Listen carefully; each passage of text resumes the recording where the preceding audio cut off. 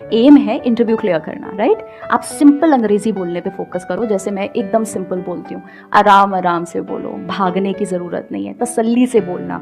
कोई सवाल आगे से आए, 2 सेकंड का पॉज लो, पॉज लेके आराम से स्माइल करो। Whatever you're answering, always start with a smile.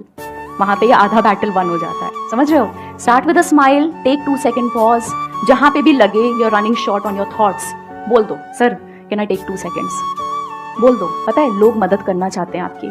अगर मैं यहाँ स्टेज पे बोलना शुरू करूँ और मैं अटक जाऊँ, मैं फंबल करूँ, ऐसे करने लगूँ, सच बताओ तुम सब डर जाओगे ना। मेरे एक सर थे, उन्होंने मुझे ये बात बताई थी कि ऑडियंस हमेशा चाहती है आप अच्छा परफॉर्म करो, राइट। और जब बंदा जो स्टेज पे है वो कांपता है ना, तो ऑडियंस साथ में कांपती है, वो डरती है कि कहीं ये आगे नहीं बोल पाया तो इस बेचारे का क्या होगा। जो आपका इंटरव्यू लेगा वो भी चाहता है आप सक्सीड करो, ये याद रखना मेरी बात। मैं जो बोल रही हूँ जिसको सुनना अच्छा लग रहा है सुन ले, नहीं सुन। मैं तो कई बार ट्विटर पे लिख देती हूँ लोगों को, भाई नहीं पसंद आ रहा तो अनफॉलो करो मुझे। मैं कहने तो आई नहीं थी कि फॉलो करो ना, मैं फॉलोअर्स के चक्कर में पड़ती हूँ।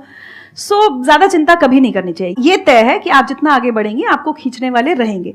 जब आप अपनी मंजिल पे पहुंच जाएंगी तब बहुत सारे ऐसे रिश्तेदार आ जाएंगे जिनको आपने जिंदगी में देखा भी नहीं था।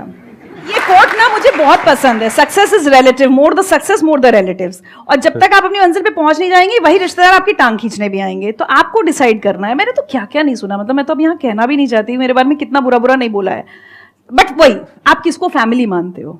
सो if your nearest and dearest family and your closest friends are convinced with what you are doing in life, उसके बियॉन्ड आपको चिंता करने की जरूरत नहीं है। मैंने एक बार एक मेडिटेशन कैंप में बड़ी अच्छी चीज़ सीखी थी कि ये करना घर जाके सब लोग, एक्सरसाइज हो सकता है आपने कहीं सिखाई भी हो। एक डॉट बनाइए जो आप हैं, उसके बाद सर्कल्स बनाते जाइए बाहर।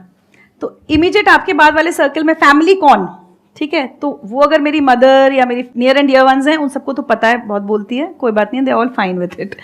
उसके बाद रिश्तेदार क्या बोलते हैं उनकी ना एक लेवल के बाद चिंता करनी बंद करनी पड़ेगी। मैं बहुत छोटी थी तब से थोड़ी क्रांतिकारी रही हूँ, तो हम तो बहुत करते थे। तो ज़्यादा चिंता कर, सबसे बड़ा रोग क्या कहेंगे लोग, तो मैंने बहुत ज़्यादा चिंता ना कभी सीरियसली की नहीं लोगों की कि कोई क्या कह रहा है। I have to live my life my वे।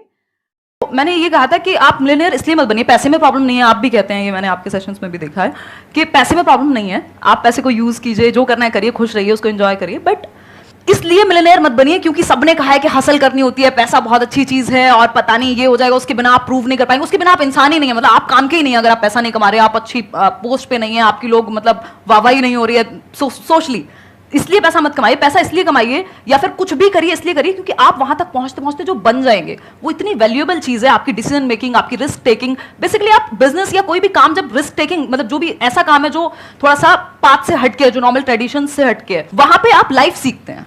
मतलब बिजनेस क्या है, लाइफ के जैसा है, जो मुझे समझ में आया है, या कोई भी नया काम जिसमें इम्परमानेंस है, कभी भी खत्म हो सकता है, लाइफ भी कभी भी खत्म हो सकती है।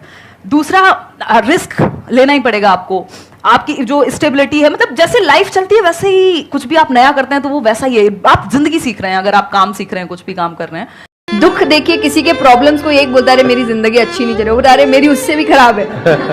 आप किसी से मदद भी कहाँ मांगेंगे कि वो एक दुख सुनाओ वो 4 सुनाता है, तो क्या ही मदद मांगे कि तो मेरे से दुखी है, तुम मेरे से और 500 रुपए रख भाई। ये तो लोग हर वक्त कोई सुनना नहीं चाह रहा, और सुन भी रहे हैं तो इसीलिए कि ताकि बस मैं बोल सकूं, कि ये खत्म करे बस जल्दी से, चुप हो ताकि मैं बोलूं। तो ये बंद करिए। भगवान ने अर्जुन की पहले पूरी बात सुनी थी, एक बार भी बीच में इंटरप्ट नहीं किया, उसकी पूरी बात सुनी। क्यों? तभी वो आंसर ठीक से कर पाएंगे। अगर आप बीच में हर चीज में इंटरप्ट करेंगे, लोगों के ओपिनियंस में इंटरप्ट करेंगे, तो आप उनकी बात को नहीं समझ पाएंगे। जितना सुनेंगे उतना सीखेंगे, क्योंकि बोलोगे तो वही जो आता है, पर सुनोगे तो कई बार ऐसी चीजें पता चलेगी जो नहीं पता, जो नहीं आता है।